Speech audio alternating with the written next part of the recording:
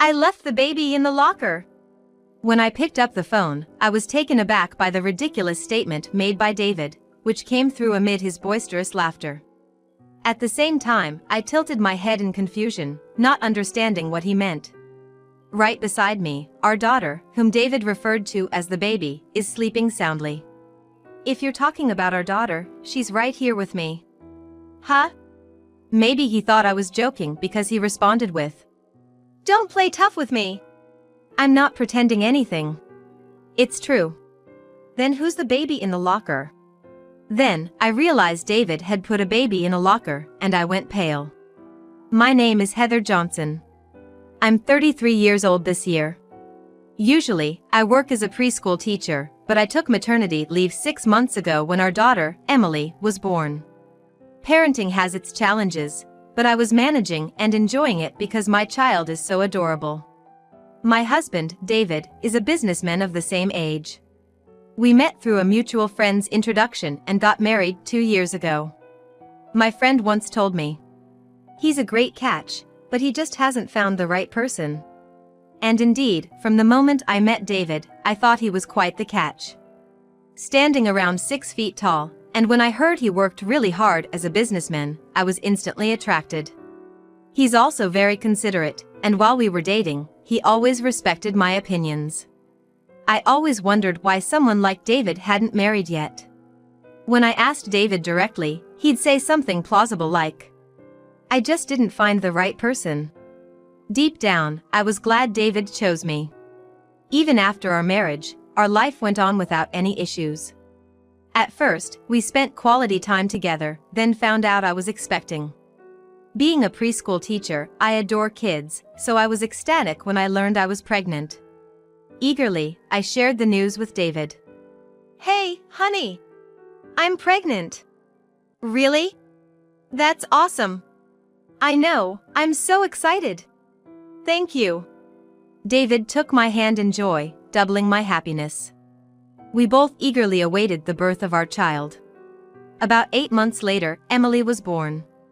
I thought David would be over the moon, but he seemed a bit down for some reason. Maybe he was just overwhelmed with the reality of being a father. A kind of paternal postpartum depression, perhaps. "What's wrong? Aren't you happy?" "Well, I just remembered I'm not very good with kids. I'm just worried about it." "Don't worry. You'll get used to it. And hey, I'm a preschool teacher, remember? Leave it to me." "Well, if you say so." It seemed David was suddenly apprehensive about interacting with a child now that one was right in front of him. It's natural for anyone to feel uneasy about new experiences, so I wasn't too concerned at that moment. I didn't take David's words too seriously then. I had no clue that David would soon start exhibiting unpredictable behaviors. After the hospital stay, I returned home with Emily. Even though I'm a preschool teacher, I struggled a bit with first-time parenting. The late-night feedings were the hardest, and the sleep deprivation was mounting day by day. I tried my best not to wake David up every day as he had to go to work, but 1 month after giving birth, my body ached everywhere. Lack of sleep was taking its toll, and I found myself wearing thin. One Sunday, when David was off work, I asked him, "Could you please watch Emily for a bit? I just hoped to get a little break." I didn't mean for him to watch her all day. Just for an hour or 2 at most. But David frowned at my request, a look of disbelief on his face. "Why can't you handle that on your own? I told you I'm not good with childcare.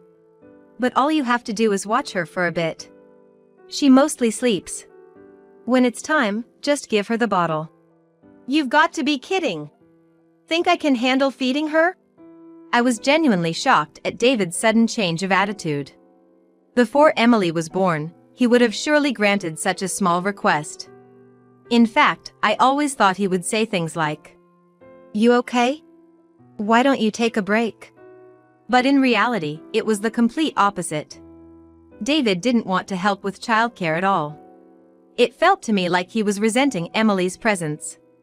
He would even make insensitive comments like, "Oh, if she wasn't here, we could have a free day just the 2 of us. Childcare is such a hassle." Sure, I understood that after having a child, we couldn't go out as often and couldn't have much alone time, leading to stress.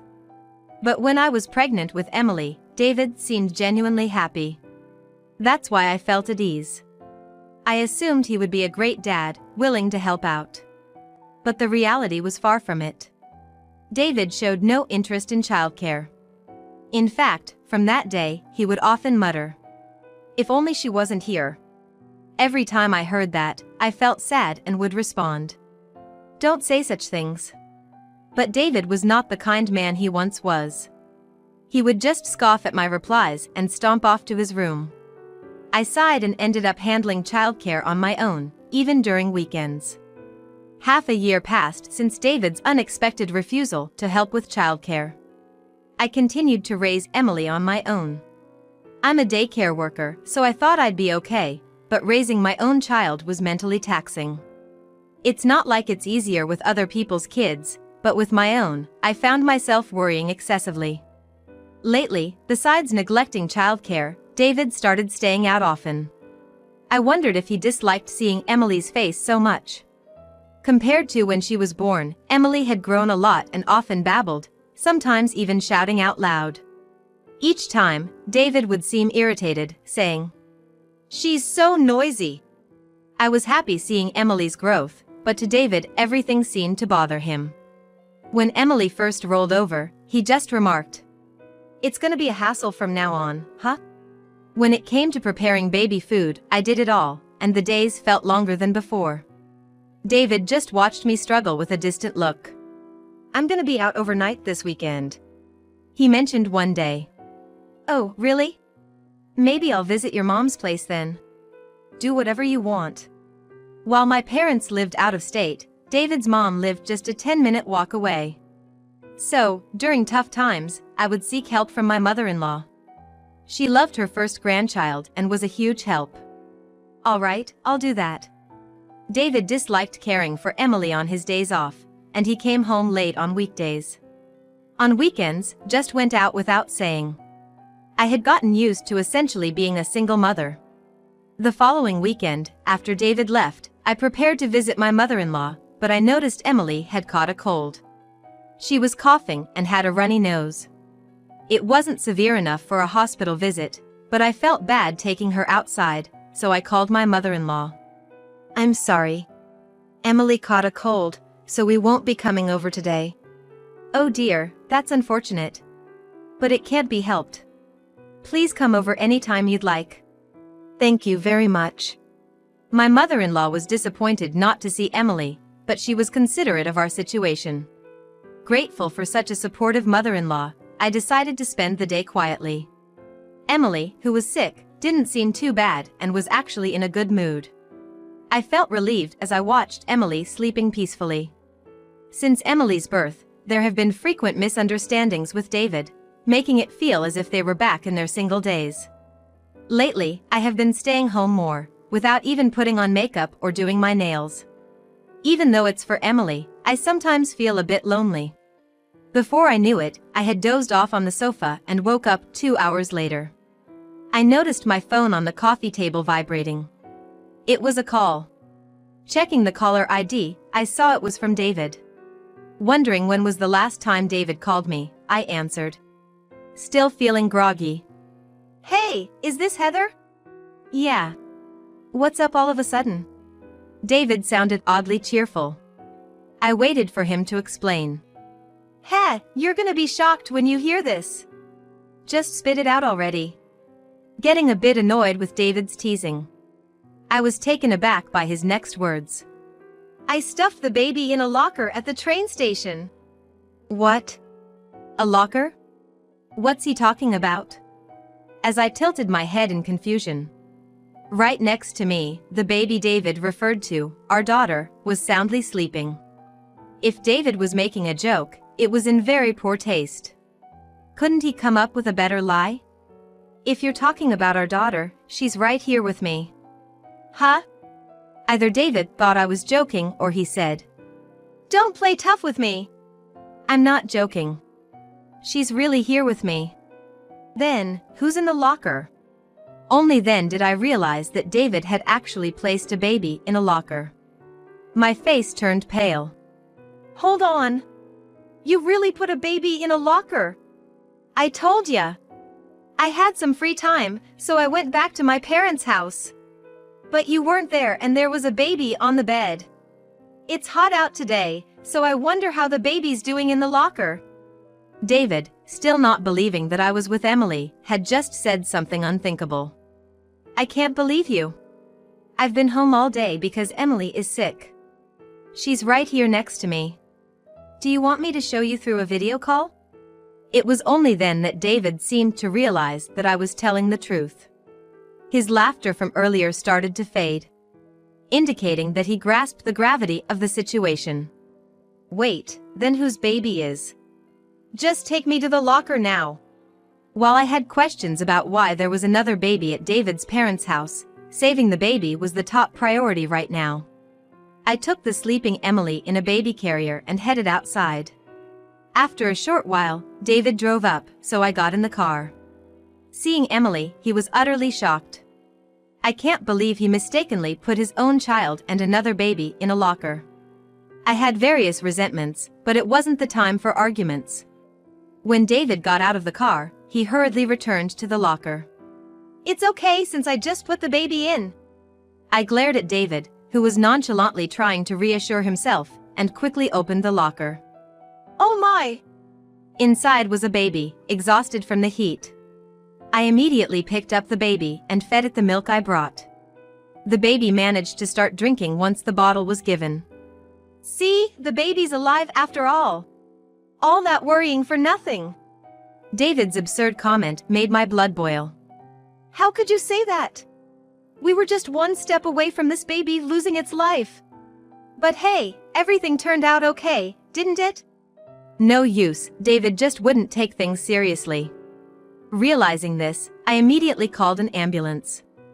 At the hospital, the baby was examined and, though slightly dehydrated, was said to be in no critical condition.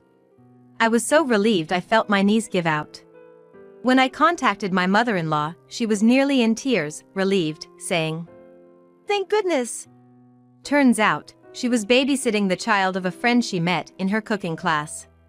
While she was in the restroom, the baby disappeared, and she had been searching frantically. I'm so sorry.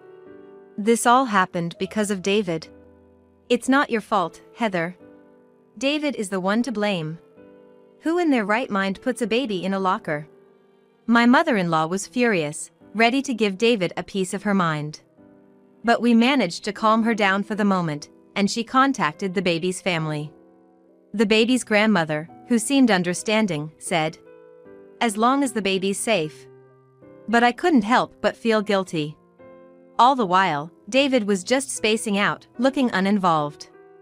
After a while, my mother-in-law and who must be the baby's grandmother arrived to pick up the baby. Following them was a woman who seemed like the baby's mother. Upon seeing this woman, David's eyes widened in shock. "Oh, Jessica. What are you doing here?"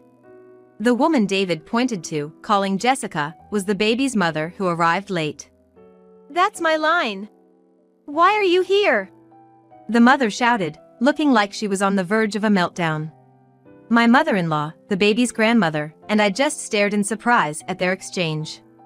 "Let's move this somewhere private. My place." With the tension in the air, we all got into Jessica's car and headed to her place. No one spoke. David looked pale as a ghost. Only the occasional cries of Emily and Jessica's baby echoed in the car. So, care to explain what's going on? Once we arrived at Jessica's place, we were ushered into the living room. My mother-in-law and I, Amy and her mother, and David are sitting facing each other. David looked like he was about to be judged, while I felt like an innocent bystander caught in the crossfire. What exactly was the relationship between Jessica and David?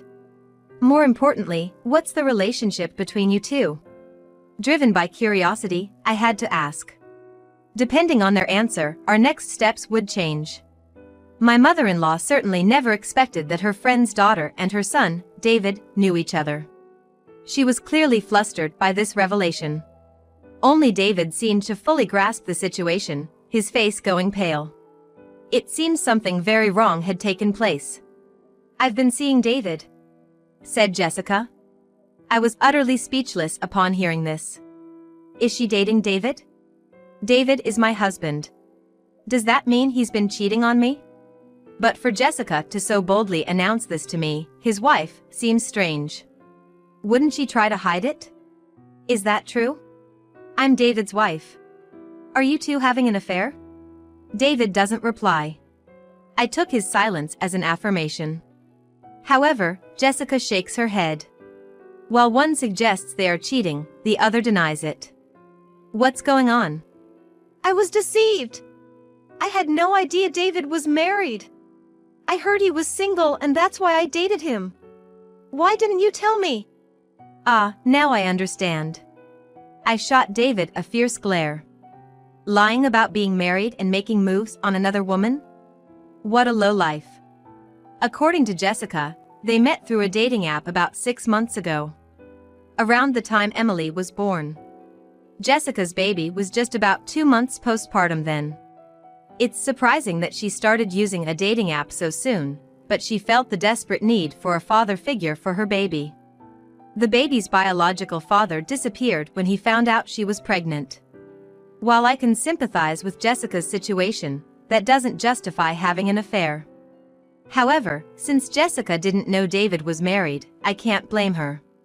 All my frustration was directed at David. "You really did it this time, didn't you? Putting a baby in a locker is already a crime in itself. And now you've cheated too. What a despicable man!" I shouted, even in front of my mother-in-law. I could tell she was angry to learn what her son had done to his wife. She looked like she wanted to intervene, but Jessica and I were confronting David so aggressively that she didn't get a chance. "I didn't know either. I didn't know Jessica had a kid. If I'd known she had a child, I wouldn't have dated her. This is fraud. How are you gonna fix this?" David retorted. "What do you mean fraud? You're the real fraudster here. I had no idea you had a wife. Why didn't you tell me? And locking up my daughter in a locker? Are you out of your mind?" "I made a mistake. I intended to take Emily with me. How was I supposed to know she was your child? If you had told me about the child, this wouldn't have happened. I was planning to tell you eventually. Timing is everything with these things." Things were spiraling out of control. Emily and Jessica's child started crying loudly because of the shouting, so my mother-in-law and Jessica's mother tried their best to console them. "No matter whose baby it is, putting them in a locker is unacceptable. What you did is unforgivable. You do realize that it could have been life-threatening, right? It was just a harmless prank. I told you, I was just trying to give you a little scare." Finally losing my patience with David's excuses, I pulled out a lawyer's business card from my bag. "I'm sorry. I can't do this anymore. Let's get a divorce." "What?" I had been considering the idea for a while now. David never really cared for Emily, and it even seemed like he resented her. I had grown tired of his attitude. So, I had already met a lawyer. With everything that had happened now, I had more than enough reason to leave him. David was left speechless. Well, figures. David never expected us to get a divorce. I bet his fling with Jessica was just for fun. Poor guy, this must have been a momentary lapse in judgment. But I can't deal with David anymore. I can't be with someone who tried to harm Emily. Wait a minute. Divorce? Why all of a sudden? I'm not getting divorced. Listen, it's not sudden. Ever since Emily was born, you've been awful to her and me. And now this. You think you can get away with it? You're gonna pay child support and divide the property, of course. Seeing the determined look on my face, David finally seemed to realize that the divorce was becoming a reality. Suddenly, he got up from his chair. With a pleading look, he glanced back and forth between Jessica and me. Come on, just give me a minute. I can't afford it. Jessica, help me out. If I divorce Heather, you'll marry me, right? Didn't you say you wanted to be with me? I said I'd consider marrying you if you were single. And I can't trust a man who'd put a baby in a locker. I'll never marry you. When Jessica firmly refused to marry him, David seemed to be deeply shocked and slumped down, muttering, "Oh, too bad for you. This is what you get for neglecting your wife and child all these days. Do me a favor and get out. Emily doesn't need a father anymore." Brushing him off like an annoying bug with a shooing gesture, David reluctantly left Jessica's house. In his hand, he clutched the business card I'd given him earlier. I'm not sure if he'll contact them properly, but if he comes back, I've sworn to myself that I'll send him away. I'm sorry for dragging you all into this. And Jessica, cheating is unacceptable, but you're a victim too. You can find someone way better than a guy like that. I'm really sorry for what David did. I'm glad I realized early on what kind of person he was. We looked at each other and laughed. It felt like a weight had been lifted off our shoulders. After that, I left Jessica's place with my mother-in-law. Emily, amidst all the commotion, had once again fallen into a peaceful sleep. I want to live my life hoping only for his happiness. Even as a single mom, I'm going to raise Emily to be a wonderful adult. Then, my divorce from David was finalized. At first, David didn't want to see the lawyer, but after several confrontations and sending him away from our home multiple times, he must have finally given in.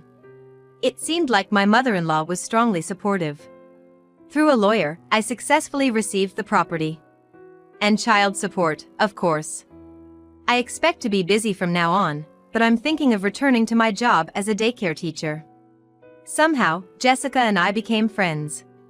It might sound weird to get along with my ex-husband's affair partner, but Jessica's child, Lily and Emily, were born around the same time, so they play well together.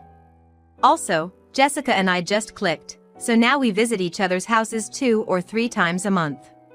Both of us were lonely raising our kids, so it feels good to have a friend who understands.